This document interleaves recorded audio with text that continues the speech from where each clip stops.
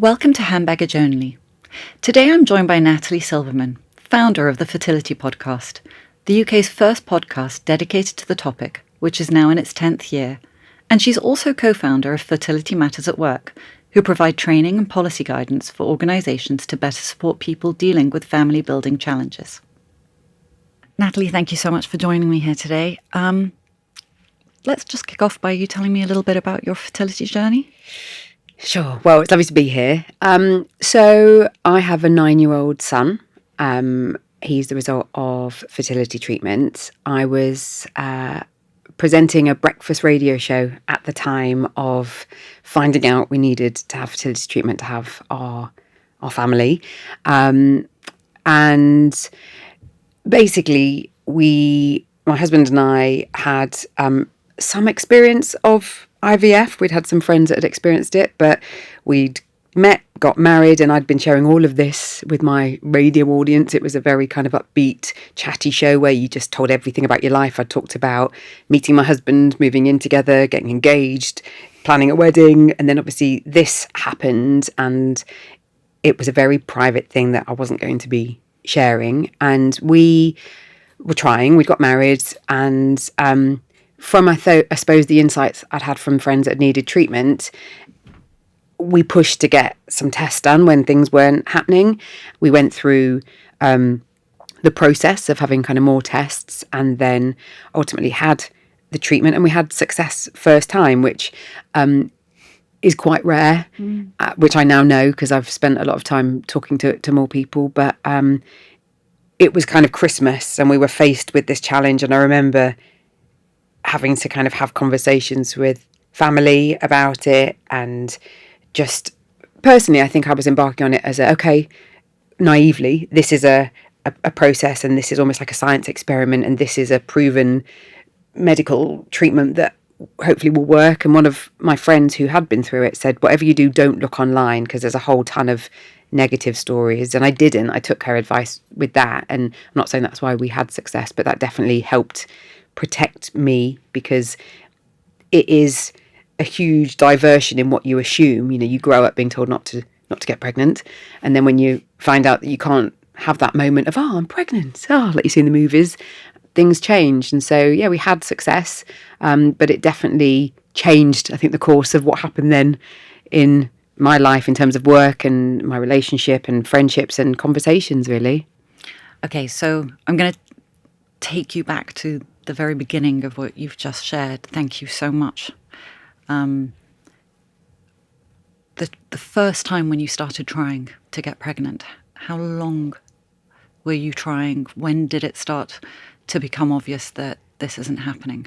Probably, so as soon as, we were married, I mean, we'd probably been kind of trying in the build up to getting married. But I think from getting married, it was then we were taking note of what was going on, and it had been almost a year. So there was that hope each month, and not having the outcome, and watching friends around announcing pregnancies and putting that pressure on yourselves to try and work out why and try and fit in more time to try, with life and working different times and all that type of thing. So I think it was a good year, but I was also quite aware during that year, because I was in my mid-30s, I wasn't massively aware of my fertility health, but I knew that time wasn't on my side. And even when my husband and I got together, it was a conversation that we both wanted to have a family. And so we were both on the same page, in that it was kind of something that we weren't, we were getting married mid-30s, so we were going to crack on, and try. Did you discuss this with your friends as you were in that first trying period?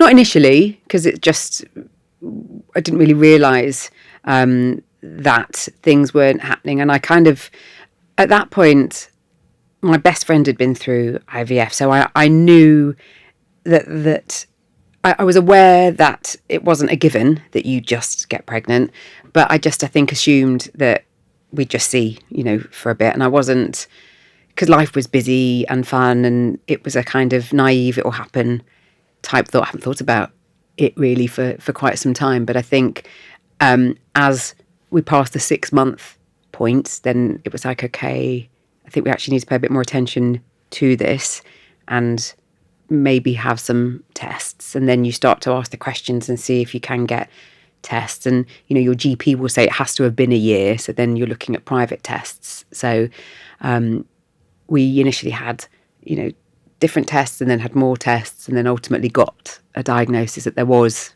an underlying issue. But if you're doing this without support, how did that affect you as a couple? How did that affect you? It almost becomes a secret. Yeah.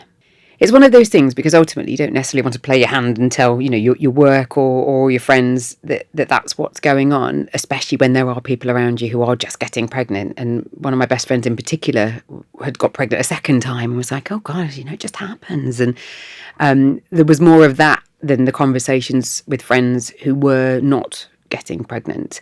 I think there, and around pregnancy loss as well, we do keep it to ourselves. That wasn't something that I have experienced.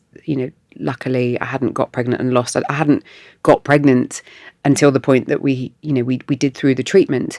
But I think I didn't have conversations with my parents, about the trying. And I think when I started to have conversations with friends, that's when I started to learn that actually at the age you're at, mid-30s, it's worth being proactive and asking for help with either your GP or going for tests, because the reality is, with women's health, once you're 35, your fertility is on the decline, and there isn't that awareness. We're not taught it at school. We're kind of taught what not to do. We're not taught really, I think, about our eggs and our menstrual cycle. I mean, I didn't know any of it until I started on this journey of actually understanding what my fertility health was. How about your husband? What was it like for him in that period?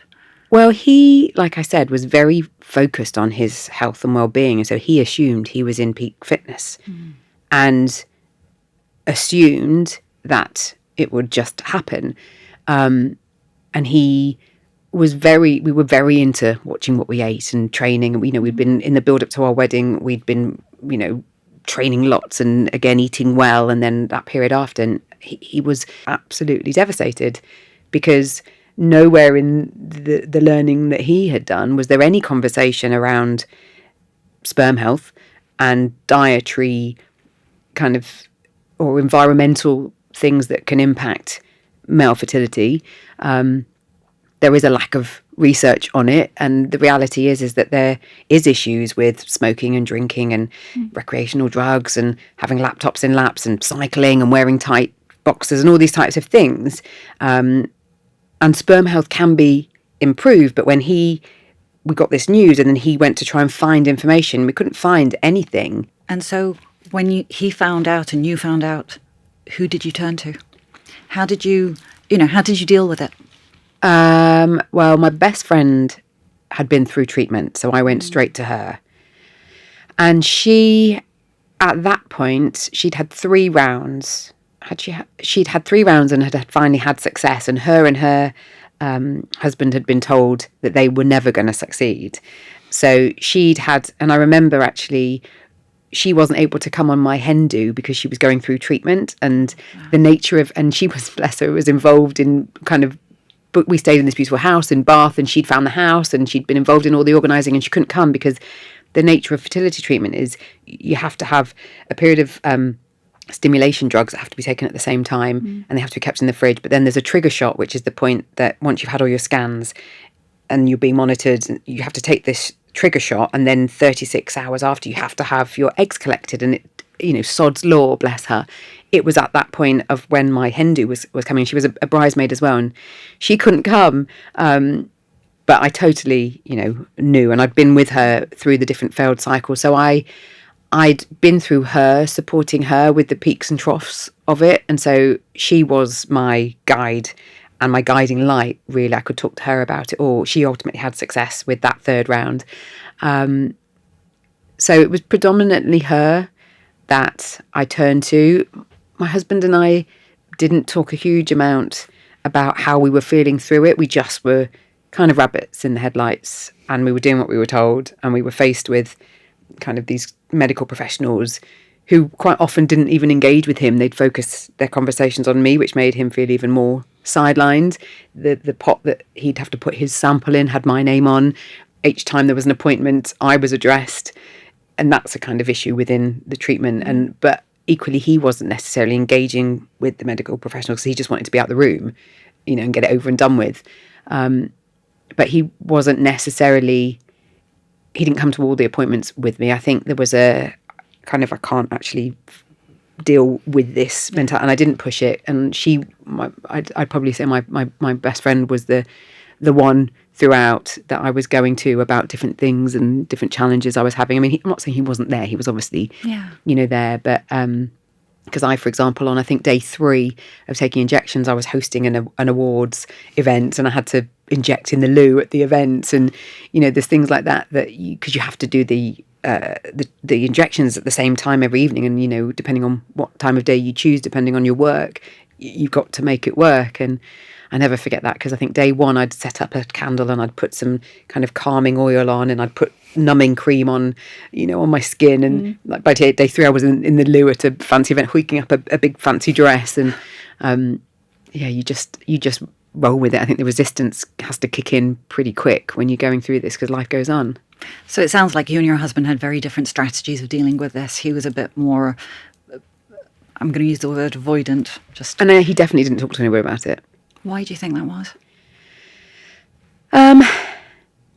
Well, I think that there's a real pride issue with men in general when it comes to mental health. I think there was a lot of complex issues with him in terms of guilt and shame, in that this was a thing that he'd assumed that he'd be able to do, and he was ultimately told he couldn't. And I think that he was also probably just trying to carry on regardless, and be that stronger person and not talk about the impact. And I didn't really know how to push it, and just know how detrimental it maybe was for his mental health until later. It wasn't actually till a few years later that we actually had some therapy about it. It's funny because we're bred with these societal norms of, a woman should be able to do this, a man should be able to do that. And then when we don't meet those norms, we take it on board, and we naturally think, there's something defective with us, and that's where the guilt, the shame comes in.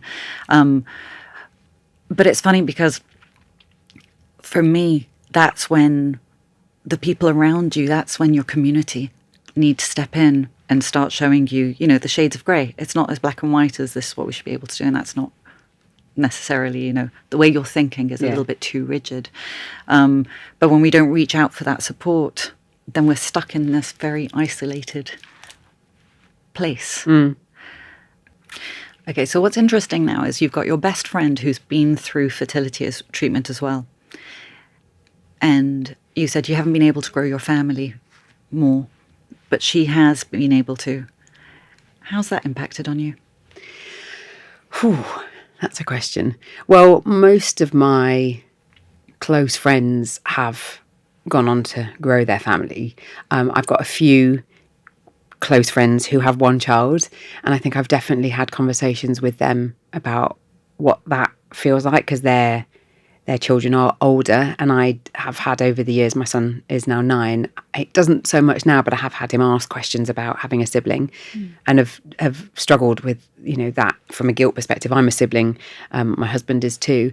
It never really impacted that friendship with my friend that went through treatment, because she'd been through it and she'd walked the path. Whereas my other friend, for example, who literally looked at her husband and fell pregnant, I did detract myself from her during it, and I didn't deal with it very well, in that I basically sent her an email to say that there's something going on and I need to go underground a little bit and I'll kind of be back. And she thought I was going to tell her I'd had a cancer diagnosis, which I was devastated when I learned that. But at the time I couldn't deal with her experience of becoming a mother, because it was so removed, whereas the friend that had been through treatment, she got it. So unfortunately, there is a kinship that comes with being in this club that, you don't really ever set out to be in. But I do think it does impact friendships when somebody hasn't been through it. And it doesn't mean that they can't empathise, but they haven't lived it, and they haven't had that experience of it not working, or it possibly not working, or what it means to not be able to, have further pregnancies and grow your family. I know for me, my journey was very, very different. So I lost my first child. I miscarried in my first pregnancy, I should say. And then my sister-in-law got pregnant she announced that she was pregnant to me a week after my miscarriage. And that was really, really hard because all of a sudden she's got the thing that I want. And I hadn't shared with anyone that I'd been through miscarriage because, as you said, you just don't talk about these things. Yeah. Well, we didn't 25 years ago. Now I think we're a bit more open. We still don't really say till 12 weeks, which... No, absolutely. So we don't announce a pregnancy, but to talk about a miscarriage is, again, I think in part because for me, I was just trying to get my head around it. And also, I didn't know I was pregnant until I miscarried. And so then there was that thing of, oh, I wanted that. And, oh, what does this mean? And am I ever going to be able to get pregnant? And you have all of those conversations in your head. And then one of the people who's closest to me is now pregnant, and I'm happy for her and I'm thrilled for her. But at the same time, I'm so sad for me. And it's all these emotions, and I don't know how to manage myself, let alone be able to have that conversation with anyone else. And then I did get pregnant. But at the same time, my sister was trying. And she'd had 2 kids, but had been trying for 2 years to get pregnant and was taking fertility treatment at that point. And so there was this huge mix of emotions around me getting pregnant. It's like, oh my goodness, finally, thank goodness. And then really one of my closest people in my life is suffering. And I remember when I gave birth, she came into the room straight after and she just burst into tears. And I remember the doctor who delivered my child hugged her and said, I promise you, you're next, sweetheart. I promise you, you're next. And I remember this wave of guilt of I'm holding my child and I'm just so grateful that I've got this beautiful baby. But I don't want to kind of show off. I don't want to ram it down her throat. But so all of these mixed emotions, it's hard. It's really hard. And we don't discuss our feelings about this either. Because I don't want to say, I can imagine this is really hard for you. It's a tough one. It's a really tough one. For you, did you ever discuss it with your best friend when she got pregnant the second time round? No, in all honesty, because I didn't know the language and I didn't really know what I was feeling. And like you say, we don't necessarily know the words, and it's this like intangible loss. You assume that you're going to get pregnant naturally, and when that doesn't happen, you don't actually realize that you're grieving for the fact that you thought you were going to just have that, and then this intervention comes in that is your route to parenthood, and you're kind of focused on that. And so no, I never did, and I probably should have done. And I think the understanding that you are grieving is a big part of the fertility loss, whether it's pregnancy loss. My sister has got 3 children, but she had 2 children and then a period of time where she had 4 pregnancy losses and was going through all sorts of different hormone treatment, all this kind of stuff. And I had no understanding of the emotional toll that was taking on her, other than her talking about it being unfair and hard. But I wasn't, there's a 9-year age gap as well. So I wasn't as, I mean, we've always been close, but I wasn't thinking back. I wasn't there asking her, and I didn't have the awareness and knowledge I have of the topic now to really offer her. You said you didn't know what to say and didn't feel right saying, I don't really understand what you're going through. But that's kind of one of the best things to say, is I don't really understand, but I'm here if you need me, or tell me what I can do to support you. It's saying something rather than nothing. And I think if I'd have said to my friend that I sent this, I don't know what I was thinking when I sent that email, but if I'd have said, I've known her since we were tiny and we've always been there for each other for everything. And if I'd have said to her, this is what I'm going through, and I just need you to kind of understand. But I think I also thought she was so in her, like her 2 children are quite close together and they were young, and I didn't want to really burst her bubble. Like you say, you want them to have the joy and you don't want the pity from people. And it is very complex. You don't want to take away from what they're doing, but you also want them to know that you're hurting. It is. It's this, there's that fear of saying the wrong thing, or not being understood, or and then how do you clean up that mess when already you've got this mess going on in your life, so you really don't have to deal with this. It's so unnecessary. But at the same time, if we did, it would have made, I know it makes life easier if we could just be open, a little bit more open with each other. Yeah. And I think that's probably, I'm listening to you and I'm thinking, that's probably one of the most important things is it's okay to actually ask your friends even, I don't know how to do this. Yeah. Guide me. Yeah, exactly. Tell me who you need me to be in this situation because I've got all these emotions inside of me. Just guide me. Tell me who to be or how to be with you because I can tell you what I'm going through. Yeah. And I'm trying to mind read and work it out. But withdrawing is something a lot of us do. We run away. It's that fight or flight response when you're... It's also that kind of self-protection. I think I was very much, this is going on with us. And I told my parents and I told my siblings, we kind of told them in between Christmas and New Year that this is what we'd been told when we were given that diagnosis. And I remember getting really upset, saying to them, we're going to need to have fertility treatment. And and they were like, okay. I mean, they didn't really understand. They were like, okay, but isn't that a good thing? And I was like, I don't know, because at that point in time, when you're kind of having the conversations with the consultants, they don't necessarily go, oh, and by the way, the success rates aren't very high because they're trying to just keep you in that this is what we're going to do. I think if you've gone through failed cycles, those conversations are more likely to come up that this is the reality and this is why we need to tweak various drugs and different protocols that we're going to do.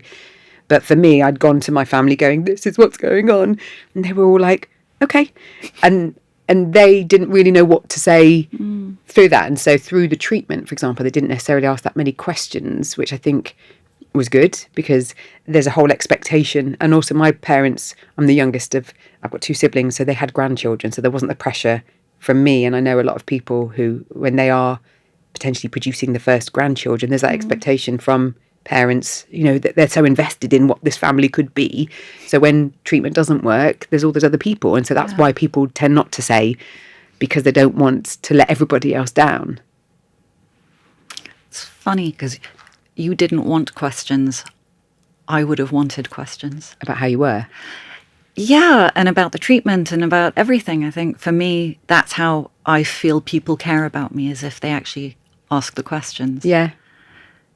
I think I wanted questions on my terms. So when I was ready, it was a kind of need to know type exchange of, I'll tell you how it's going when I feel...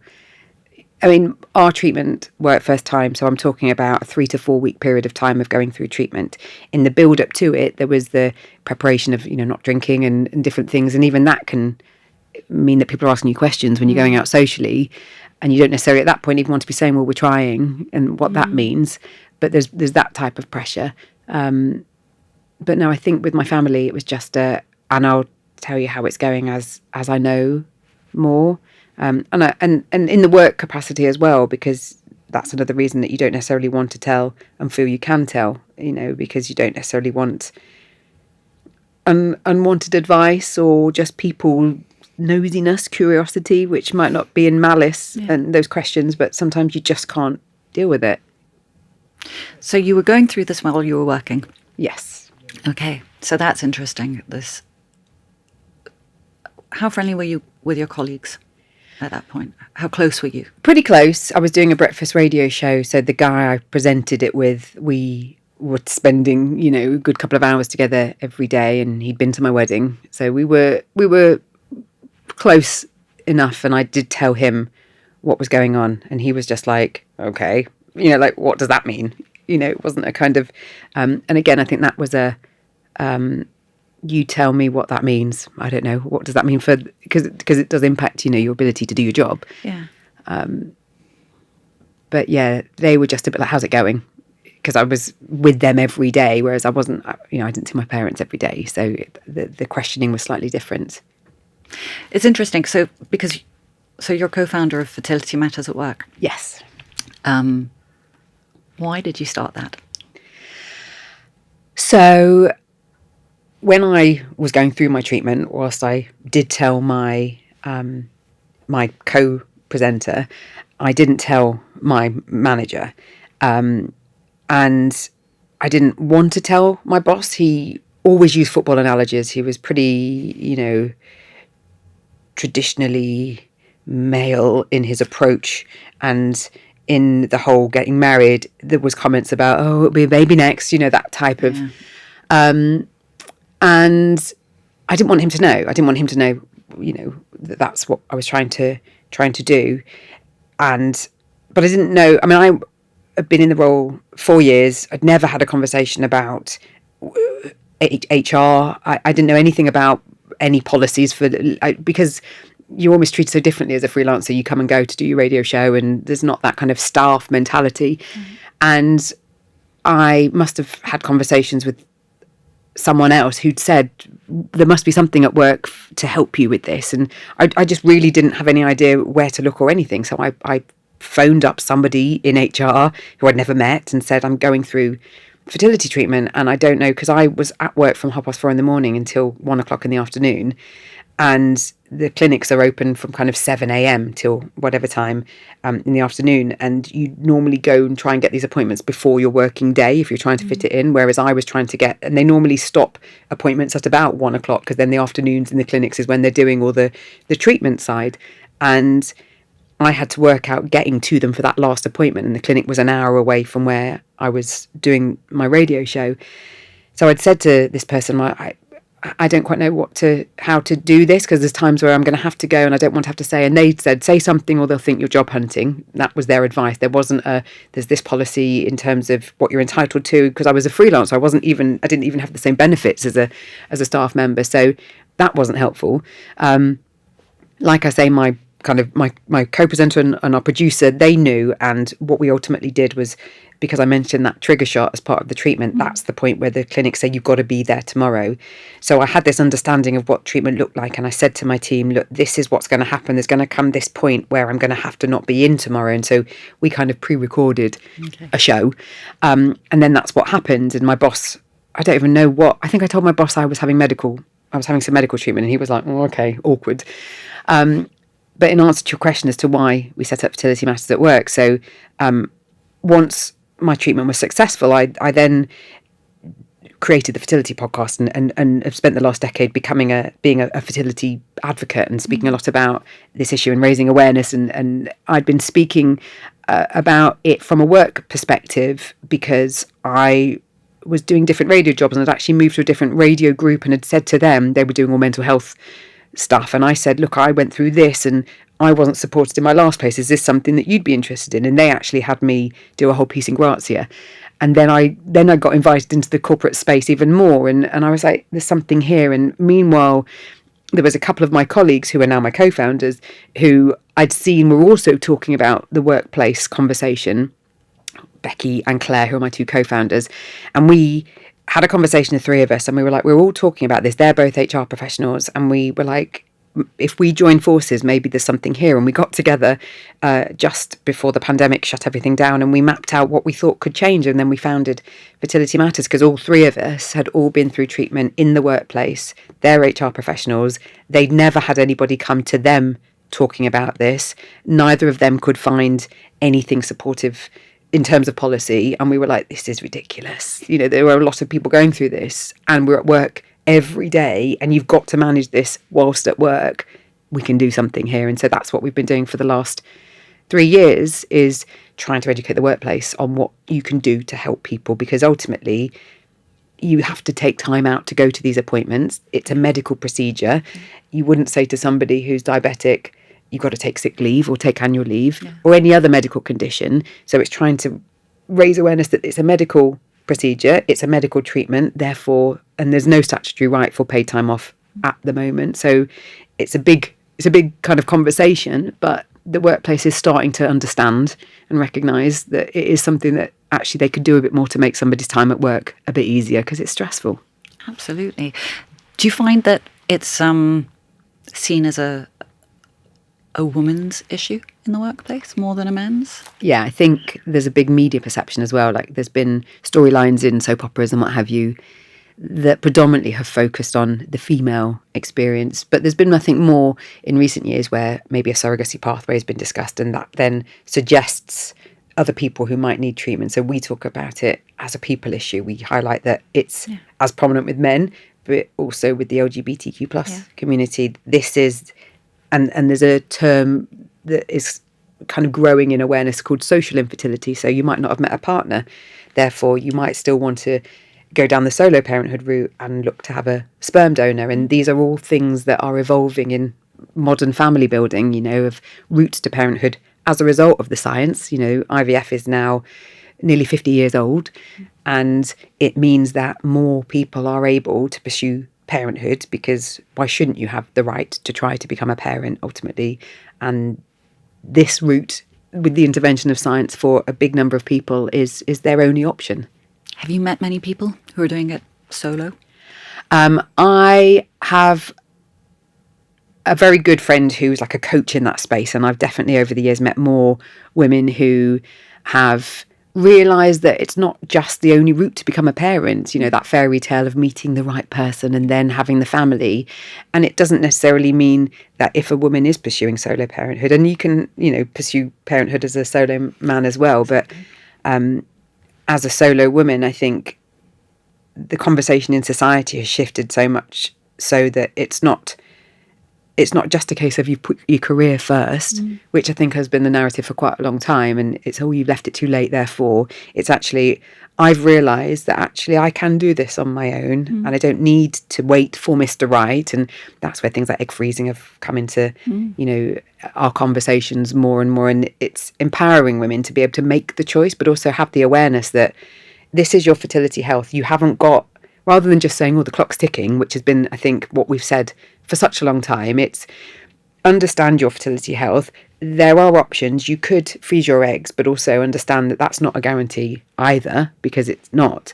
It has to be done with the right education and also financial planning. If you're going to be a solo parent, what does that mean in terms of your support network? And I've definitely learned a lot from my friend who's that coach and the community that she's in about the fears around solo parenting and perceptions from work and from, I suppose, other friends as to, well, why would you do that? You know, how are you going to cope?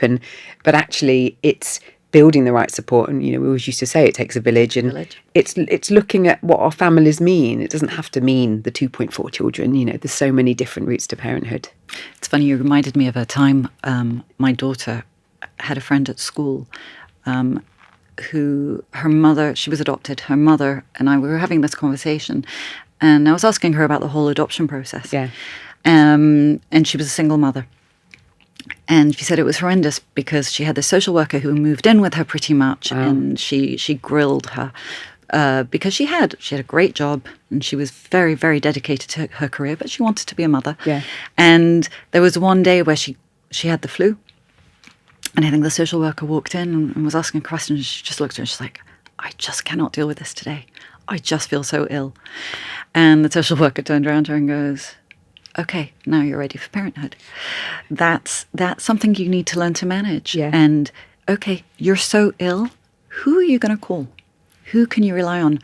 You need to make sure that your social network is there, because to provide for your child, you can provide. To be loving, you can be loving. That you've proven. But it's for the other times. Yeah. This is where you need friends. This is where you need support. This is where you need to actually be open and vulnerable and allow people to ask for help. Yeah, exactly. It's incredibly important. It's an important part of parenthood. And I think it's those questions that you have to ask yourself, which when you're not able to just have a family, you have to ask yourself these more challenging questions. It is more head over heart. And we weren't able to grow our family further. We kind of had to make that active decision to not have further treatment from the financial implications of it, from where we were in our kind of life stage. We hadn't bought a house, where we were in terms of mental well-being. And that was a kind of a decision that had to be made head over heart rather than which you never really imagine you'd make. And I think it's the same thing with these different routes. You've got to ask yourself these hard questions. Absolutely. Incredibly important. And when you're going through this, there are all these different pockets of people, I find, as well.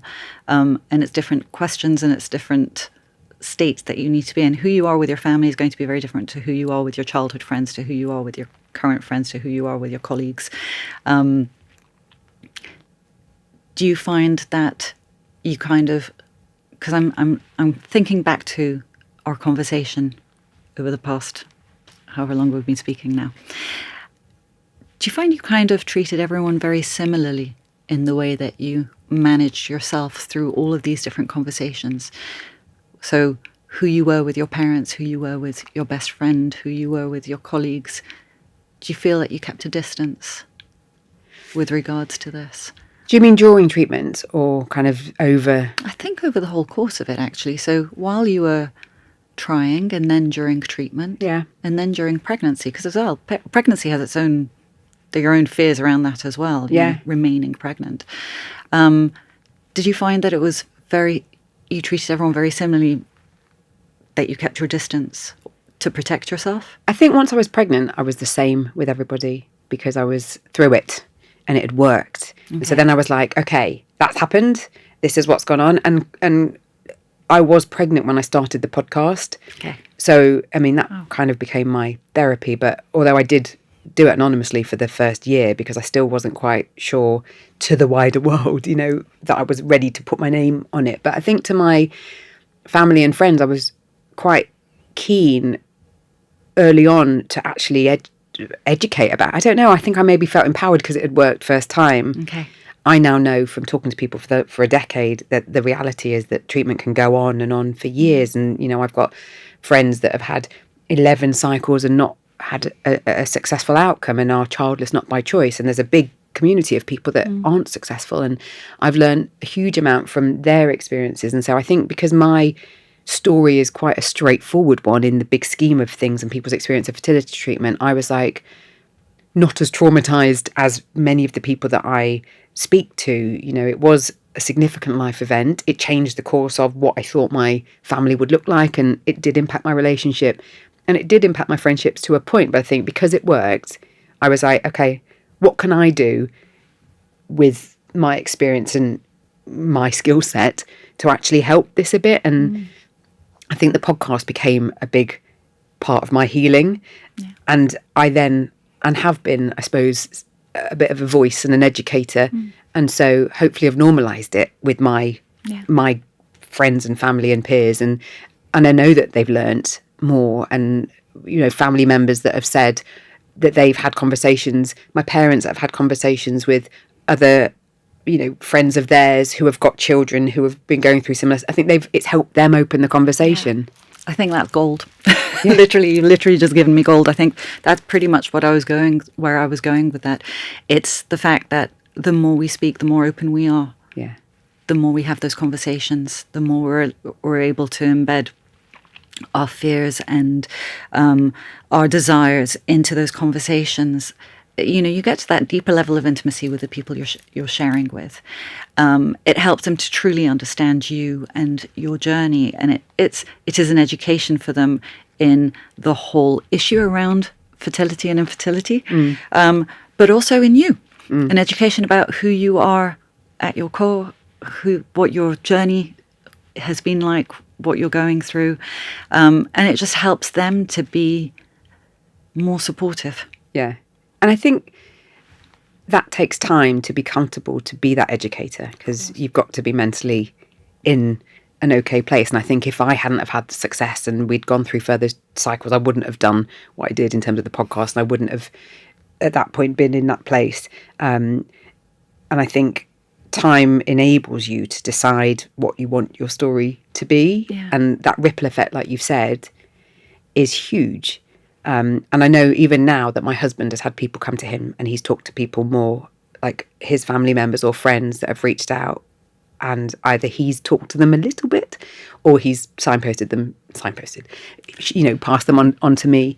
But I know he's slightly more open about it, but he didn't want it to be a thing that defined him. And I suppose ultimately I've made it something that has defined me, because I've now been working in this space for a decade, which I hadn't, set out for that to be the route that, my journey took, but that's what's happened.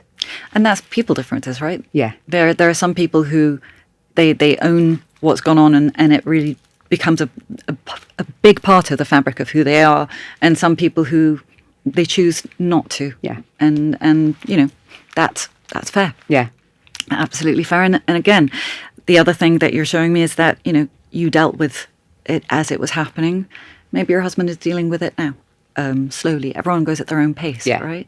Yeah, definitely. Only other thing that I'd want to touch on is, when you were going through this, did you find it dominated your life to such an extent that it was hard for you to be there for others when they were going through their stuff? Probably. I don't remember anything about anybody else during that time. I think I was very much, this is what I'm for. And I think that's possibly why I said what I said to that particular friend, because we had been quite involved in each other's lives, and her life at that point was very much about new babies. And I had to put some boundaries up. So yes. And I think, thinking back about the timings, my sister was probably experiencing pregnancy loss during then, and I think from a self-protection point of view, I was almost shielding myself from the sadness that was there. I mean, I was there, but I don't think I was actively there. I think there has to be a kind of protective, like, there's boundaries, and there has to be that self-protection through it. But like I say, it wasn't a huge period of time. The process, the trying, during the trying time, I think I was probably still engaged with others, but that was definitely an insular period where it was actually happening. Because also the logistics, I was doing a radio show and I was driving an hour here, and then I was I was going to bed early because I was getting up at 4:30 in the morning. Like, my day was short with what I was having to fit into it, and then manage. I was still having to be this jolly upbeat person doing a commercial breakfast radio show whilst I was going through injecting myself and, trying to make this person. And I think in hindsight, maybe I would have shared, but I think it's very different today, 10 years on, than it was then. Absolutely. The conversations we have nowadays about our feelings are so different to 10 years ago, 20 years ago. And the other thing is that, there's this wonderful teacher of positive psychology called Tal Ben-Shahar, and he says, permission to be human. We are human, and sometimes you are engulfed in your own life and you just can't see beyond it. And the best friends are the ones who are able to turn around and go, okay, you weren't there for me, but I understand why. I get it. It's fair. I think that's fair. Yeah. But if there was anything else you'd do differently? In terms of relationships and managing at that time, I probably would have tried to encourage my husband to talk a bit more, because we had therapy later and we were offered it at the time. And I know from a lot of people I've spoken to that you're so in it that you don't have the support, and maybe you don't get the support later until it's almost a crisis point. And I know that that's the case with therapy for lots of things. We don't actually admit till we're at this kind of real hard place. I think I would have, because I was very much, okay, this is happening to me and I'm having to do this, and I couldn't quite manage him as well. Manage, that's not quite the right word, but the more I've talked to people that have talked about how they've embarked on this together as a couple, and we did embark on it together, but we were two entities embarking. We weren't, I think, as interlinked as we could have been, because I think both of us were quite daunted by it all, and we were just going through the motions. So I'd probably, seeing how much of an impact it had on him over the years, I probably could have and should have done more, maybe to try and encourage him to talk, or to ask him more about how he was feeling, because I didn't. I just assumed that he was okay because he wasn't saying anything. I didn't also realise how much it would make him feel pretty crap. And so that's something that definitely I would. And I probably wouldn't have written the email to the friend that I did, because, she is a rock to me today and always has been. And when she told me what she thought I meant from my email, how awful that she thought I was dealing with a cancer diagnosis when I'd obviously written it in such a cryptic way. And so things like that, I don't think I needed to maybe worry other people. I could have just been more open. I think with regards to your husband, as a therapist, people take their own time to process what's going on in their lives. And even if you had asked him, there's a possibility he didn't want to be open. Yeah. which is fair. You know, it's everyone's on their journey, and everyone's on their journey at their own pace. And it seems as if you're at different paces, but at least you're together. Yeah. Because this can cause, relationships to break down, sadly. Absolutely. And that's the unfortunate reality of it as well. So any last bits of advice for anyone going through infertility at the moment? I would say the biggest thing is that you're not alone. And as cliche as that might sound, there are amazing support platforms from patient-led sides to kind of charity organisations, but like Instagram, there's an amazing community of people sharing their stories and coming out of your head and actually having a conversation with someone who gets what it is that you're feeling just lightens the load, because it's not you going mad. And I think the more that you can have those conversations, the better it will ultimately be. You don't need to just deal with it and compartmentalise it and shut down and retreat and all those types of things. Amazing, Natalie. I can't thank you enough for sharing your story, your thoughts, and the work that you do. Really, I wish you all the success with it. It's incredibly valuable, needed. Thank you for coming on the podcast today. Thank you for having me. It's been lovely chat. Thank you so much for listening or watching this episode of Handbaggage Only. And thank you again to Natalie for an incredibly enlightening conversation. I think what I really took from this conversation is how family building affects people in lots of different ways, and affects all different people as well. Not just the person who's trying to build a family, but even their families as well, the expectations that they hold. So if you are going through fertility issues, or you know someone who is, be gentle. Go at your pace, go at their pace. Yeah, I think that's probably what I take from this the most. I'd love to know your thoughts on the conversation, so feel free to leave any comments or suggestions for future episodes. And don't forget to subscribe to this show on your favourite podcast platform. Thank you.